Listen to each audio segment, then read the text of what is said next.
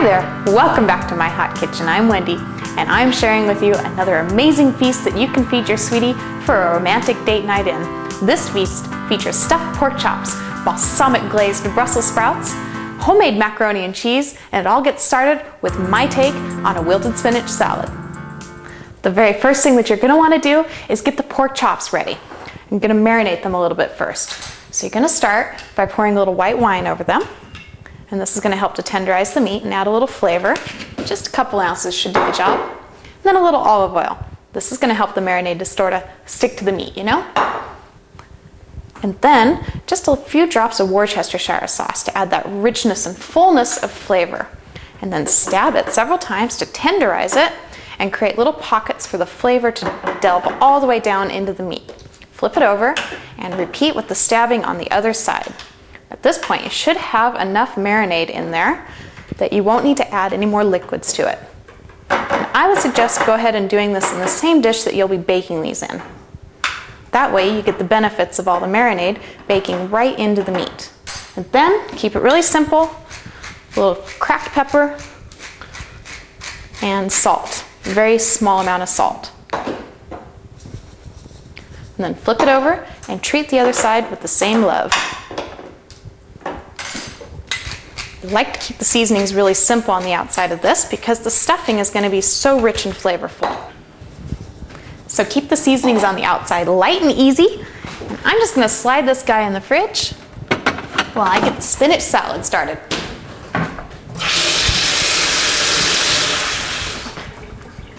So over here I'll be working on the spinach salad, and the first thing that I'm going to do is get the bacon frying. So I've got the bacon cut up into little strips already. And I'm putting in a nice hot pan here, and I'm actually going to take it to crispy. And while I'm doing that, I'm going to render out all of the bacon fat, which will form the foundation for this delicious dressing. And the first couple minutes of cooking, I'm just going to go ahead and move it all around the pan, and then I will start to stretch it out and flatten it out so that it gets nice and crisp and even. Whew. Stretch it out. I want to make sure that the bacon has a nice even exposure to the heat for the best texture in my salad. There we go, spacing them out, giving them a little room to work with here. Yeah, that's a little hot, but it's fine. All right, just gonna let these turn crisp and golden and brown.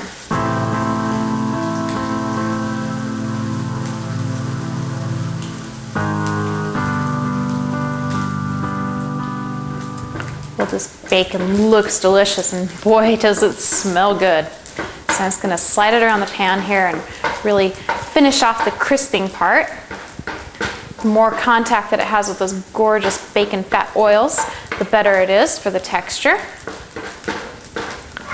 Then I will go ahead and tilt the pan, scoop the bacon into one side and allow the fat to drain into the other. The objective here is to get as much of the bacon fat to drain to the bottom of the pan so that when I scoop off the bacon, I only get the minimal amount wasted on my little cloth here that I'll be draining it on to make sure it's nice and crispy. Wow, that smells really good. That's making me very hungry. Last little bits here. All right. And the next part is to saute the onions and the mushrooms right into the rendered bacon fat. Give a little toss here. Make sure they're all loved up. And then just a moment on the burner. I'm going to rotate the mushrooms so they all have a chance to brown on at least one side. And this will give an extra little layer of flavor by allowing the mushrooms to brown just a bit. Just leave it like that for about a minute or two.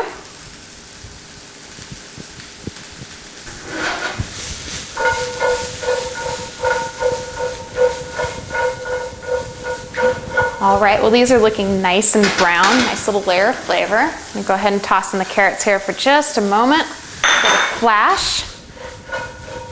And then it's time to build the dressing. Now all the bacon fat's been absorbed, but all the flavor is still there. So I'm going to go ahead and add an ounce of red wine vinegar and a little splash of balsamic, and about a tablespoon of brown sugar. And take it off the heat and stir it all to dissolve it. I'm going to also add a little pinch of basil at this time and a little bit of black pepper. It's going to bring out all the flavors. Probably won't need to add much salt to it because of all the salt in the bacon. All right, I'm going to take this off the heat now and just let it cool off for a second. And then we'll get tossing the salad. Okay, it's time to toss in the dressing with the salad. And go ahead and pour the entire mix over the bed of baby spinach and croutons that I've built. And then I will toss them together. Now the heat from the dressing is going to wilt the spinach a little bit. That's exactly the result that you want to see. Just kind of softens it up, enhances the flavor, and makes it yummy. Then once you've coated the leaves with the dressing, go ahead and get it out of your salad bowl. Looks like some of mine already wants to leave the salad bowl. And put it in a couple of salad dishes. And remember that all the good stuff's probably going to be on the bottom of the salad. There's the yumminess that I'm looking for, right there on top. And then top it off with the little bits of bacon. Divide it evenly between yours and your sweeties. Some dried cranberries for that little hit of sweetness will help to bring out the flavor of the dressing. A couple scallions for garnish. And the last touch is an egg. Now I'm going to do something kind of fun here. I'm going to slice it one way with my little egg slicer here. And then I'm going to rotate it and slice it the other way, and I'll make fun little strips. Then just share those strips evenly between the two salads. Yummy! Doesn't that look pretty? These are ready.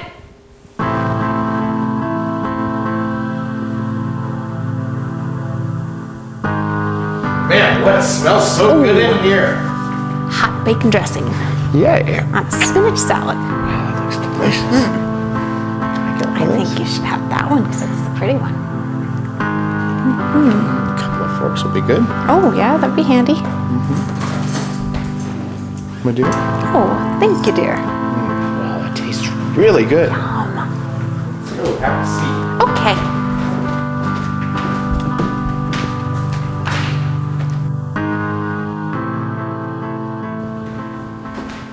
Well, that spinach salad was one heck of a way to start off this romantic feast. In the meantime, it's time to focus on the main event, stuffing of the pork chops. So I have some shrimp meat right here and just a few croutons. I'm going to add these in for fun and texture and flavor. What I'm going to do is just kind of break these up a little bit with my knife. And my main objective is going to be to break down the croutons into nice little bite-sized pieces. You want to start with fully cooked shrimp meat for this. That way you don't have to worry about whether or not the shrimp meat is fully cooked. A little bit more. I'm going to call that good right there. And then the next step is to mix in the onions, the garlic, and a little dash of mayonnaise. So I've got about 2 tablespoons of minced up onions, 2 cloves of garlic, and about a tablespoon's worth of mayonnaise. I also have a half cup of smoked cheddar. It's called Dorset Red. It's from Ford Farms in England. It's a really nice, delicious way to tie in the stuffed pork chops with the macaroni and cheese. Just blend these together until you have a nice, even consistency.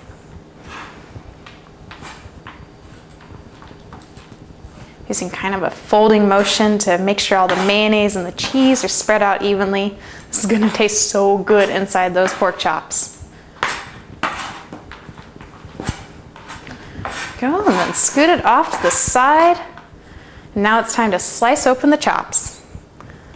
So I'm going to rotate them one more time just to make sure they're all loved up with the marinade. And then place them on my cutting board. I will place my hand flat on top and curl my fingers up just to make sure they are out of the way. And with my sharp knife, I'm going to cut into the meat. And I'm just looking for a butterfly cut here, so I'm not going to cut all the way through. Just enough so there's a little hinge on the other side to hold them together. And then I'll repeat with the other one.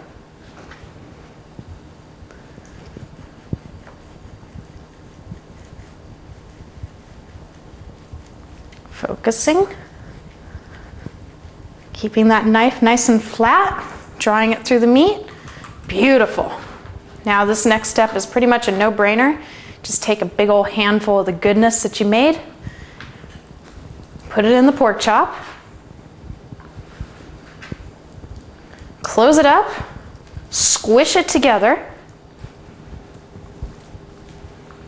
and then these babies are ready to go in the oven.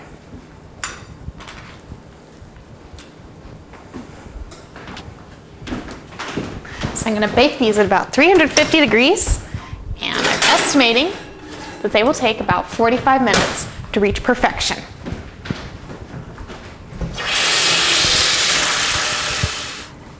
And now it's time to get the macaroni and cheese started. Now this is kind of involved, but really fun and really worth it. So I'm going to get about a cup of pasta going here. I'm using little rotini pastas into a pot of boiling water, which, by the way, for the best timing, you'll want to get started while you're preparing your pork chop. Now I'm heavily salting the water for the maximum flavor, and I'm also going to treat the water with a little olive oil.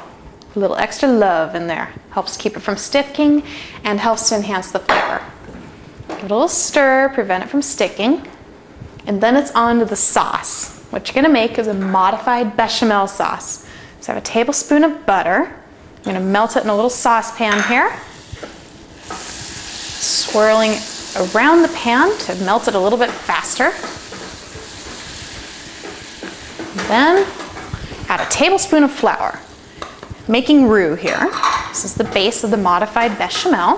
You just want to stir these together until you see the lumps have dissolved. You want to cook it until the butter just starts to turn a little golden.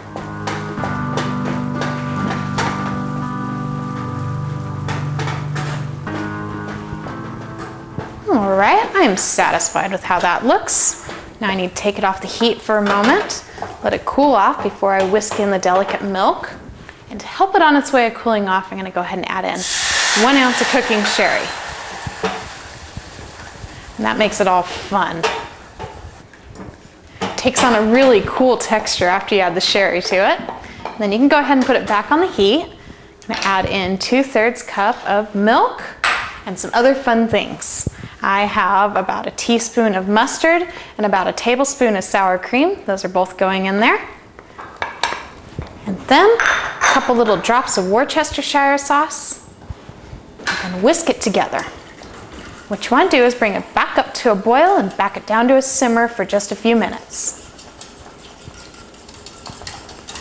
In the meantime, you'll also want to season it up with just a little bit of salt and pepper. Don't go crazy with the salt because the cheese is going to have a lot of salt in it too.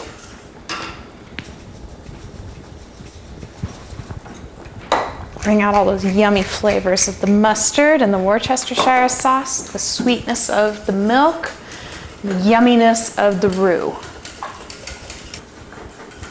All right, have just about a minute here, and I'm going to go ahead and prepare the breadcrumbs. And to really make them special, I have a teaspoon of butter and a little dash of paprika, about a 1/4 teaspoon. I'm going to fold all these together. This is going to be the crumb topping. Makes it a little bit fancier than just regular old breadcrumbs.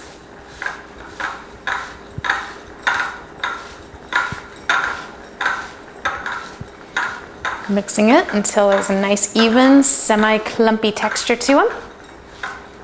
Beautiful. And now, pretty sure the pasta is ready to go. So I'm going to go ahead and drain it out into a colander that I have in my sink here. And I hit it with a little cool water to stop the cooking process. And then that pasta is going right back in this hot pan in preparation for tossing. Turn off the heat. Got my sauce simmering. It's just going to need a moment longer before it's ready to go.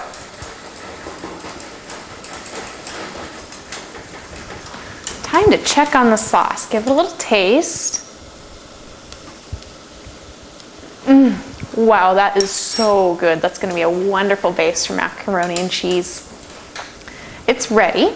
So now it's time for the fun part of mixing it all together. Pouring in all of the sauce and mixing in 1 cup of that cheese. And keep in mind that any smoked cheese would work really well with this meal, whether it's a cheddar or a Gouda or what have you. But the smoky flavor is gonna blend beautifully with the pork chops and create a really amazing romantic feast for your sweetie.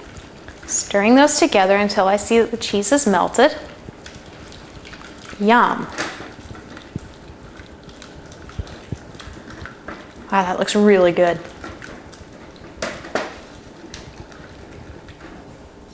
That cheese is melted enough. I'm gonna go ahead and put it in my little casserole here. Macaroni and cheese for 2. Shake it out a little bit, level it out. Make sure the sauce and the pasta are evenly distributed. And then sprinkle on the breadcrumbs. Lovingly, thinking of your sweetie and your romantic date night feast. And then these are ready to go in the oven too. And these are gonna bake right alongside the pork chops. Can take a little bit less time, about 25 to 35 minutes. So it should work out perfect. With the pork chops and the macaroni and cheese in the oven, now it's time to turn the attention over to the balsamic glazed Brussels sprouts. I'm particularly excited about this dish because it's so yummy. And in making it, you actually make a little sauce that also goes really well with the pork chops. So it's a win-win. I just put a little olive oil in the pan and I'm swirling it around to make sure it's nice and heated. And then the next step is to add the onions and the garlic in. So I have onions here. I sliced 1 ring off and then I sliced it in half to get these pretty little half moon shapes. And a clove of garlic. Give this a little toss. Just till you start to smell the garlic release its aromatics, and then quickly add in the Brussels sprouts. Get them in on the action too. Toss and toss and toss. Salt and pepper comes in right now. A little salt, fresh ground pepper. Again, keeping the seasoning simple because the pork chop is such complexity of flavor. Tossing. Get back in there. Then I have a half cup of chicken stock that I'm going to add in here. And I'm using the chicken stock because it's going to sort of braise the Brussels sprouts and help them to cook nice and evenly. And as it reduces, it'll add a nice thickness to it. This is 1 ounce of balsamic vinegar. Just going to make sure everything's all mixed in there. Then over the top, a nice little sprinkling of herbs. Got a little thyme here, nice amount of basil, and just a little pinch of parsley. And then what I'm going to want to do is see this come up to a boil, and then put the lid on it, drop it down to a simmer. Should take about 20 minutes or so for those Brussels sprouts to become nice and tender.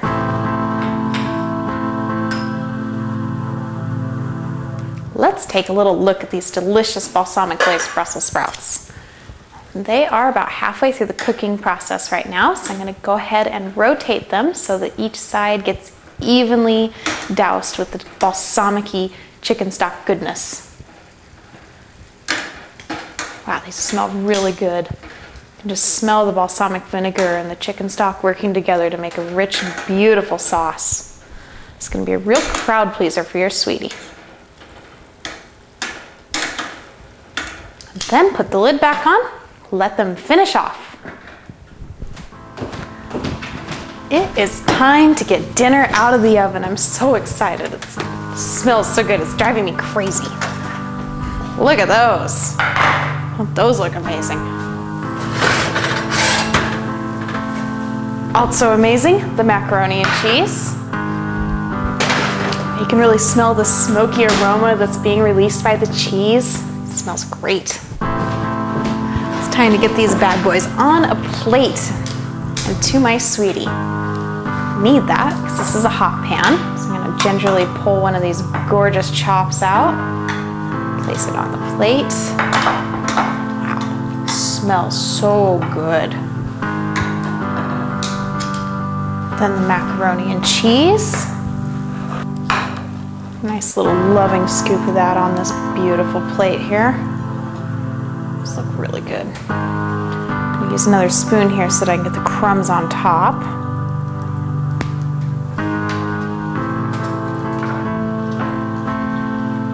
Wow. What a nice romantic feast this is. And then the Brussels sprouts.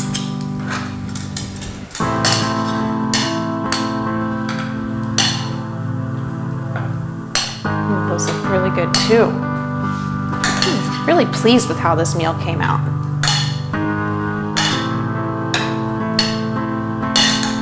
Some pretty onions over the top.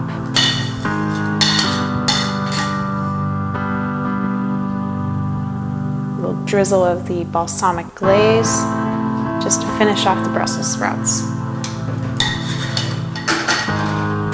These are ready.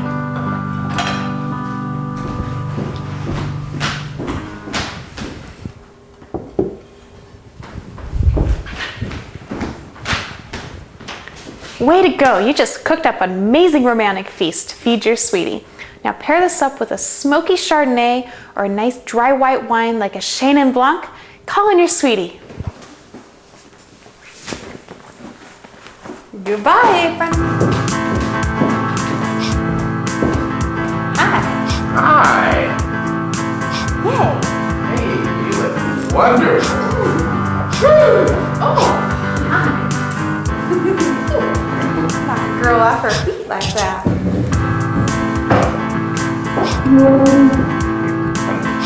Thank you. So what is this? This looks like jam. Some pork chops, macaroni and cheese. Kitchen. Mm. Wow, that's really good. Such a fun kitchen.